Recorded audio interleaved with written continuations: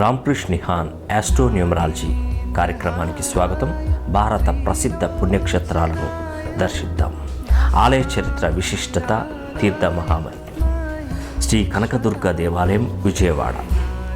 కృష్ణా జిల్లా విజయవాడ పట్టణమునందు కృష్ణా తీరమున ఇంద్రకీలాద్రి పర్వతంపై వేంచేసి ఉన్న కనకదుర్గమ్మ గొప్ప మహిమలు గల తల్లి.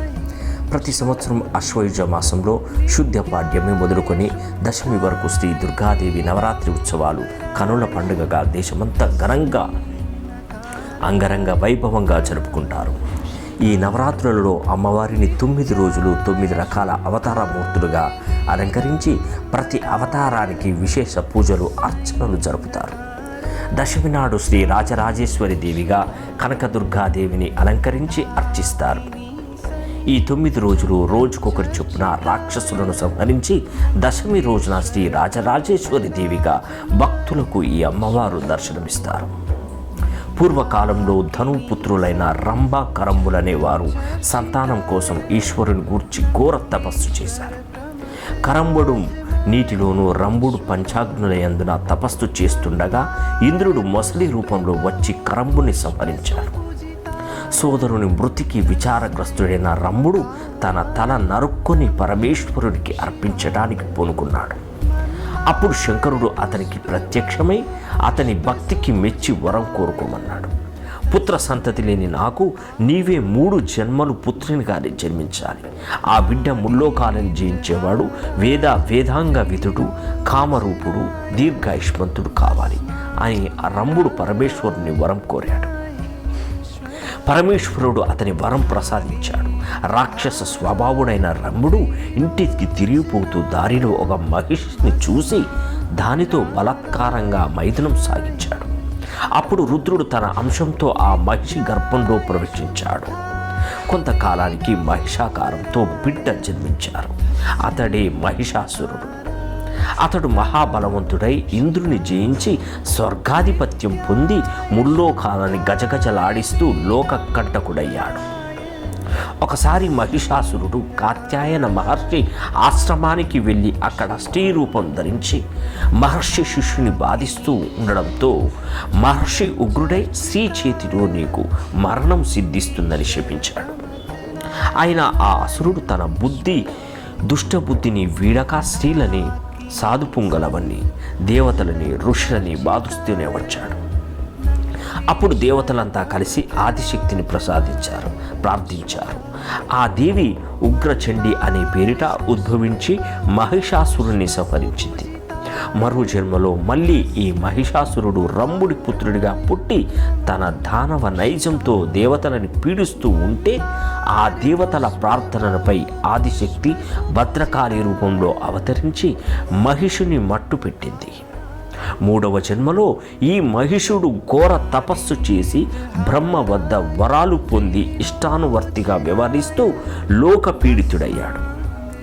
ఆ మహిషునికి ఒకరోజు మహంకాళి తనని ఒరిసి పట్టి తల నరికి రక్తపానం చేస్తున్నట్టు భయంకరమైన కల వచ్చింది. ఇందుకు భయకంపితుడైన మహిషుడు భద్రకాళిని గూర్చి ఘోర తపస్సు చేశారు.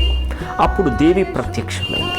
ఇక తనకు జనన మరణాలు లేకుండా వరం ప్రసాదించమని, నీ చేతిలో హతుడైన నాకు నీ యజ్ఞ భాగార్హత కలగజేయవలసిందిగా మహిషుడు కోరాడు. మహిష, నీవు రుద్రాంశ సంభుడవు. నాకు వాహనం కావడానికి బ్రహ్మ నిన్ను సృష్టించాడు. ఇక నువ్వు నా వాహనంగా ఉండి నేను నిలిచిన చోట పాదాక్రాంత శిరుడవై నా సన్నిధిని నిలిచి ఉంటావు అని దేవి పలికింది. ఆ తర్వాత మహిషుడికి మళ్ళీ జగన్మాత మాయ కప్పడంతో మళ్ళీ అసుర శ్రేష్టలకు పూనుకొని దేవతలను, మునులను పీడిస్తూ ఉండడంతో దేవతలు ప్రార్థనపై మరో శక్తి శ్రీ కనకదుర్గామాతగా వెలిసి సపరివారుడైన మహిషాసురుని సంహరించి ఇంద్రకీలాద్రిపై శ్రీ కనకదుర్గాదేవిగా వెలిసింది. ఇంద్రకీలాద్రి చరిత్ర. కనకదుర్గామాత ఇంద్రకీలాద్రిపై వెలసి ఉండడానికి ఒక కథ ఉంది. పూర్వము దుర్గామాత ఆలయంలో ఉన్న కొండను ఇంద్రకీలాద్రి అంటారు. ఈ పర్వతాన్ని అధిష్ఠించిన వాడు ఇంద్రకీలుడు అనే ఒక యక్షుడు. అతడు ప్రతిరోజు కృష్ణవేణి నదిలో స్నానం చేస్తూ నదికి ఉత్తర భాగంలో తపస్సు చేసుకుంటూ ఉండేవాడు. అతని తపస్సు మెచ్చి పార్వతీ పరమేశ్వరుడు ప్రత్యక్షమై వరం కోరుకోమన్నారు. పార్వతీ పరమేశ్వరులకు తాను అసనం అయ్యే భాగ్యం ప్రసాదించాల్సిందిగా ఇంద్రకీలుడు వరం కోరాడు. తదాస్తు అన్నారు పార్వతీ పరమేశ్వరుడు. అతని కోరిక తీర్చడానికి మహిషాసుర సంహారానంతరం కనకదుర్గామాత ఇంద్రకీలాద్రి పర్వతం మీద ఆవిర్భవించి ఇక్కడ దుర్గాదేవిని 8 చేతులతో 8 ఆయుధాలతో కలిగి సింహాన్ని అధిష్ఠించి మహిషాసురుణ్ణి శూలంతో పొడుస్తూ ఉన్నట్టుగా మనకు కనిపిస్తుంది. అరి, శంఖ, కేతు, శూల, పాశ, అంకాశ, మౌర్వి, శనకాలనేవి దుర్గాదేవి 8 చేతులతో ధరించి 8 ఆయుధాల పేర్లు. ఈ దేవి మూర్తికి ఎడమ భాగంలో శ్రీచక్రం స్థాపించబడింది. ఈ శ్రీచక్రానికి ప్రక్కన గణపతి దేవతామూర్తి కొలువై ఉంటారు. ఈ కనకదుర్గ అమ్మవారి ఆలయంలో జరిగే పూజలన్నీ శ్రీచక్రానికి జరుగుతాయని ఇదొక ప్రత్యేకత. దుర్గాదేవి ఆలయానికి పశ్చిమాన చిన్న కుండము ఉంది. దీనిని దుర్గా కుండమని అంటారు. దీని మధ్యలో చిన్న గుంట ఉన్నది. ఏనాడు కూడా ఈ కుండము ఎండడం అంటూ ఉండదు. దీని లోపల వరుణ యంత్రము ప్రతిష్ఠించబడి ఉంటుంది. ఈ దుర్గాకుండం మహత్యాన్ని గురించి అగస్త్యుల వారు శ్రీరామచంద్రమూర్తికి తెలిపిన పురాణ గాథ ఇది.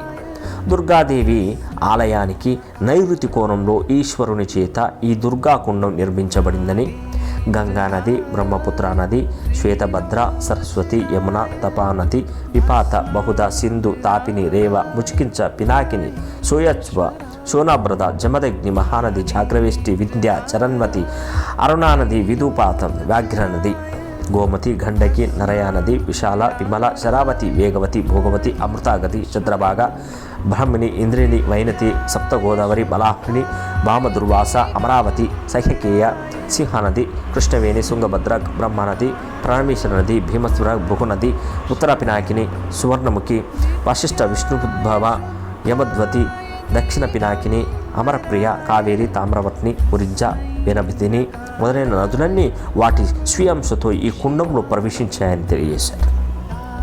అందుచేత ఈ దుర్గాకుండంలో స్నానం చేసిన వారికి సమస్త నదులలో స్నానం చేసిన పుణ్యంతో పాటు వారు కోరిన కోరికలు నెరవేరుతాయని, పవిత్ర శివజ్యం ప్రాప్తిస్తుందని పురాణ కథ ప్రకారం తెలుస్తుంది. దక్షుడి యజ్ఞశాలలో పార్వతీదేవి యోగాగ్నిలో దూకి శరీర త్యాగం చేయగా పరమశివుడు వివశుడై ఆ దేవి కళేబరాన్ని భుజం మీద ఎత్తుకొని సంచారం చేస్తుండగా మహావిష్ణువు తన ఆయుధంతో ఆ కళేబరాన్ని ఖండాలుగా చేశాడని, ఆ ఖండాలు 51 అని, అవి పలు స్థానాల్లో పడ్డాయని, అవన్నీ శక్తిపీఠాలని, వాటిని 18 ముఖ్యమైనవి కాగా మిగిలినవి శక్తిపీఠాలతో విజయవాడ ఒకటిదని చెబుతారు. 10వ శతాబ్దంలో పశ్చిమ చాళుక్య రాజైన త్రిభువనమల్లు ఈ ప్రాంతమును పాలించాడని చరిత్ర తెలియజేస్తుంది. యుద్ధమల్లుని బెజవాడ శాసనం చాలా ప్రాచీనమైంది. క్రీస్తు శకం 927 మొదలుకొని 934 వరకు తామ్ర శాసన ప్రకారం శ్రీ సింగభూపాలుడు, శ్రీకృష్ణదేవరాయలు విజయవాడ శ్రీ కనకదుర్గ మల్లేశ్వరులకు అంగరంగ వైభవాలతో దేవాలయ అభివృద్ధి చేసి నిత్య కైంకర్యానికి దానపట్టాలు ఇచ్చినట్టు తెలుస్తుంది. కృష్ణానది తీరంలో విజయవాడలో ఇంద్రకీలాద్రి పర్వతంపై వేంచేసి ఉన్న శ్రీ కనకదుర్గాదేవి స్వయంభువు ఈ ఆలయంలో శ్రీచక్రం ఉంది.